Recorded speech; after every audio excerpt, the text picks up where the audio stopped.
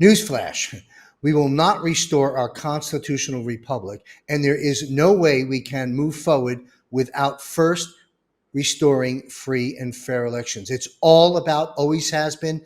I and others have been stating this since 2020 theft. We have been talking about there. Nothing moves forward without the restoration of that election year. We are free, we are America. Now, which is something I actually wrote about in my 5-star rated book back in 2016 titled Trump and the Resurrection of America. You see it on the screen. You could pick a copy up by visiting Amazon.com, Barnes & Noble, Goodreads, etc., or visit johnmichaelchambers.com. So I'm not convinced there will be elections in November. Neither is 107. But Dan Scavino mentioned something about at dawn, like sort of when we wake up, things will be something of the sort. Well, Juan broke that down in an episode I recorded with him today, which will be released soon.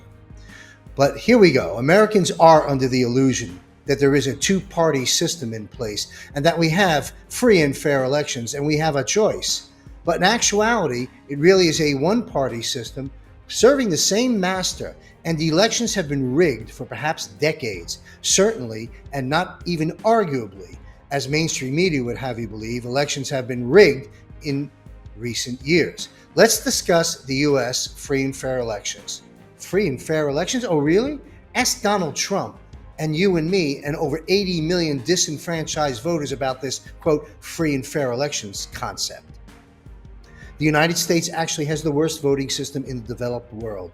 This, according to NYU professor Mark Crispin Miller. Even Harvard University ranked the U.S. dead last place in the developed world.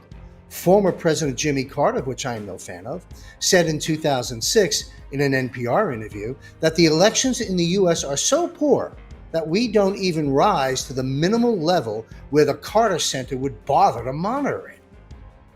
You see, we are under the illusion that we have free and fair elections, when in fact the candidates are selected, funded by PACs, ballot harvesting, dirty money, big corporations, the corrupt, biased media, votes stolen by a variety of methods, including AI manipulation and other manipulation on social media, and then the chosen one is then placed into office.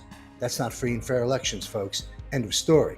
Meanwhile, we have shed blood across the globe fighting for others to have the right to free and fair elections, yet we do not here in America. It is they who get to decide who becomes the president of the United States. Will we ever have free and fair elections again? Will we vote in 2024? If we do, will it be stolen again? How did they rig the elections? That's easy. Let's take a look. Here is a short just how it is our elections are manipulated. Remember, Dinesh D'Souza's film about the mules, M-U-L-E-S, go look it up. It's all in there. Go check it out if you haven't seen it already. Now, remember that little boy in the movie? I see dead people, right?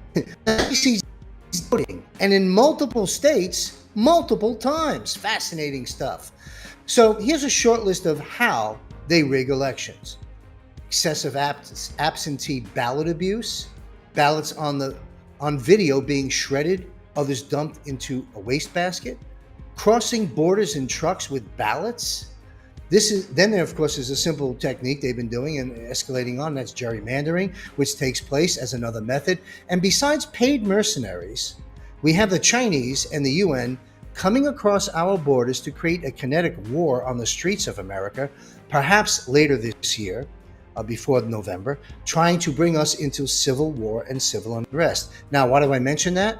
Because many of these millions will become voters, and they won't be voting for Trump. We are at war.